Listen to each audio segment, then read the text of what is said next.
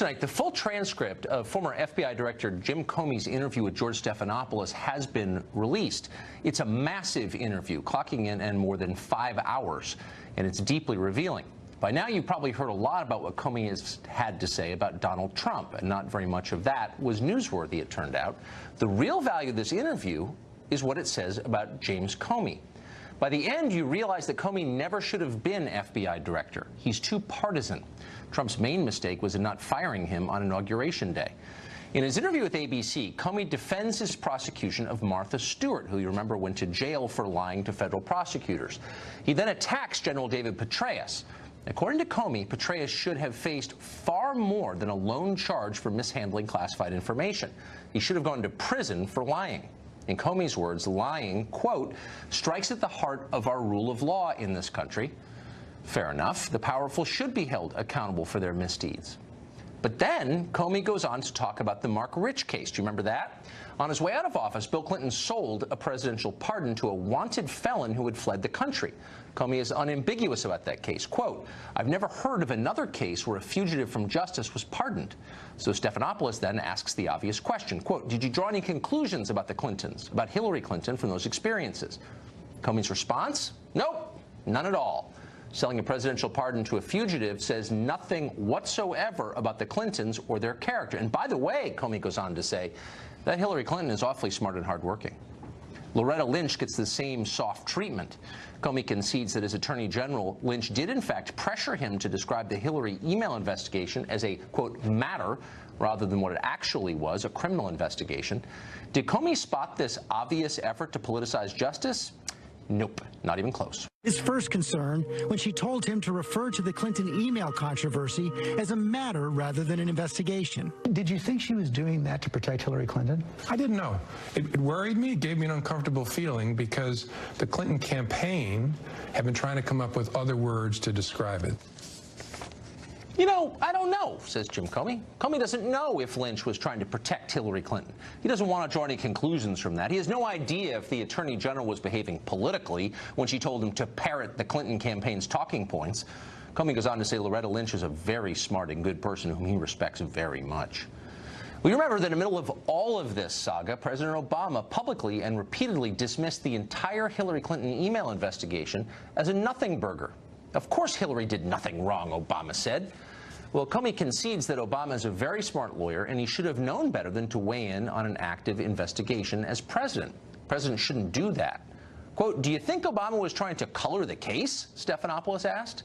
Once again, Comey replies, quote, I don't know. I don't think so. Well, there's a theme here. Again and again, partisan Democrats get every benefit of every doubt from Jim Comey. He can't rush to conclusions, that is until he sees the white circles under Donald Trump's eyes, then he's happy to speculate. Comey says repeatedly that lying is what bothers him most. He's devoted his life to fighting against dishonesty. That's why he wrote the book, he says. But Comey also says that former Director of National Intelligence James Clapper is the public servant he admires most. That's right, the very same James Clapper who lied to Congress, falsely claiming that intelligence agencies don't spy on Americans when he knew perfectly well that they do. Does the NSA collect any type of data at all on millions or hundreds of millions of Americans? No, sir. It does not. Not wittingly. Not wittingly. What you just saw is perjury. It's a federal crime. But unlike Martha Stewart, James Clapper got away with that. Jim Comey is happy that he did. The most revealing moments of the interview come when Comey describes the alleged Russian plot against our democracy. Comey claims repeatedly that Russia wanted Trump to beat Hillary Clinton in the election. But if it's that simple, why did Russian propagandists apparently attack Trump as well and stage protests against him? Comey doesn't address that. Instead, he acts as if we know for certain that Putin was working on Trump's behalf. But we absolutely do not know that for certain. In many cases, the facts contradict that conclusion. Comey is passing off speculation as fact. If Comey and the FBI really wanted to get to the bottom of a Russian plot against our democracy, why didn't the Bureau examine the DNC servers to make certain that Russia really hacked them? To this day, regardless of what you hear, we have never seen any evidence that the government of Russia directed the theft of data from those servers, or from John Podesta's Gmail account, from that matter. We just take that on faith. Everyone repeats it like it's true. But why should we believe that without actual proof? Because people like Jim Comey say so? Because our intel agencies never lie to us? Right. Comey's main piece of evidence that the president is a Russian stooge is that he never heard Trump criticize Vladimir Putin, even in private conversations. I don't know what's behind that, Comey says meaningfully. The implication is that Trump is unpatriotic, a traitor to America. So that's the new standard. Unless you denounce Putin vigorously and behind closed doors, our top law enforcement officials suspect you of disloyalty and criminal intent, and then all but accuse you of that on television. There's a name for this. It's called McCarthyism, and it's scarier than anything Trump has ever done with Russia. Finally, for a guy who says he's determined not to be political, Comey seems highly political. He says repeatedly in the interview with ABC that he's greatly influenced by his wife. He cites a number of occasions when she's weighed in on his job at DOJ, including during the investigation into torture at Abu Ghraib. Comey says again and again that he listens carefully to his wife.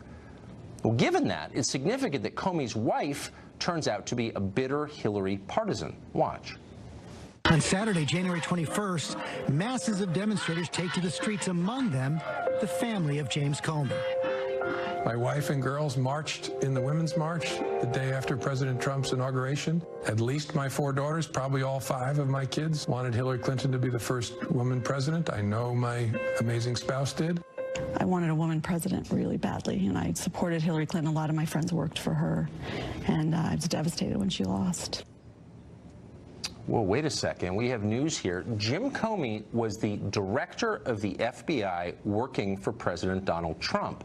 A bunch of his wife's friends worked on Hillary Clinton's campaign. Virtually his entire family marched against his boss on Trump's very first day of work. Comey gave ABC photographs of all of them carrying anti-Trump signs on the National Mall. We're not supposed to think that any of this had any effect on how Jim Comey approached his job in the Trump administration. But of course it did. Author and columnist Mark Stein joins us tonight. So, Mark, Jim Comey tells us that he hates dishonesty, though Jim Clapper is his hero in the civil service. And then he says, when asked, well, why do you think Attorney General Loretta Lynch commanded you not to describe the criminal investigation into Hillary as a criminal investigation? He goes, I don't know. Just no idea. It didn't seem political to me.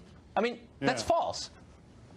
Yeah, it is false. The circumstantial evidence that's staring you in the face when it comes to Democrat behavior, he professes to be blank about, but he'll happily, deliriously speculate on what Trump may have been doing with a bunch of prostitutes in Moscow. This is, basically fans of James Comey want it both ways, Tucker.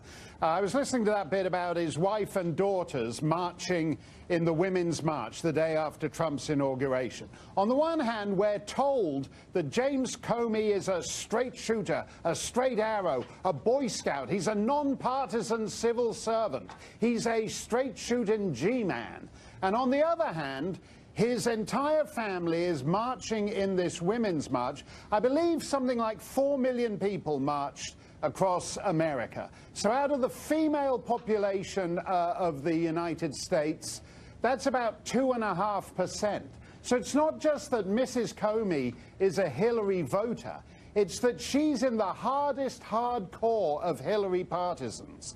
His number 2 at the FBI, Andrew McCabe, his wife is a Democrat candidate in Virginia. Again, it's not that, these are just people who pick candidate A or candidate B. They're in the hardest hardcore of partisans, and Comey and McCabe's tenure at the FBI was marked by a bizarre, grotesque partisanship that is far closer to obstruction of justice. If you look at the way Lynch behaved, McCabe behaved, Comey behaved, Strzok behaved, Page behaved, is far closer to real obstruction of justice than Trump is supposedly being investigated for. So if you were starting a new job and your wife said to you, look, I really don't like your boss, and you might say, yeah, I don't really like him either, or whatever.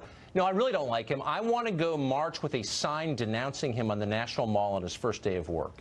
Yeah. Would you say, maybe just for the sake of appearances, it is my boss after all, and my job requires me to have no political affiliation, maybe just kind of pull back on the public display of that a little bit? Or is that too much to ask in a marriage, do you think? No, I think there's a difference to this. If you're the editor of Mother Jones, or even the editor of National Review, and the missus wants to march in the Women's March, I think that's fair enough. If they want to march in an anti-Tucker Carlson march or an anti-Mark Steyn march, I'm fine with that. But I think when you're a civil servant, particularly in law enforcement, then the Caesar's wife standard applies. And it's actually the only reason we're mired continuously in this ridiculous world of lawyers and legalisms and attorney-client privilege and lawsuits is because nobody understands. To come back to a word I use on this show a lot, Tucker, nobody understands what is seemly anymore. If you have to explain to the FBI director why his wife shouldn't be out shrieking in the streets at the Women's March with a bunch of big hats denouncing the president, if you have to explain to the FBI director why that's wrong, that guy shouldn't be FBI director. Well, I think that, and I just want to be clear, I'm not attacking, and I don't think you are either, Comey's wife or her right to express her political views. That's great. I just don't think you can, with a straight face, say, I'm a totally nonpartisan FBI director when your whole family is marching against your boss on his first day of work. I mean, I just don't believe it. We're going to have more with Mark Steyn, because we can't get enough, and we don't think you can either. He's going to respond to a Chick-fil-A controversy, which is kind of interesting at the end of the show.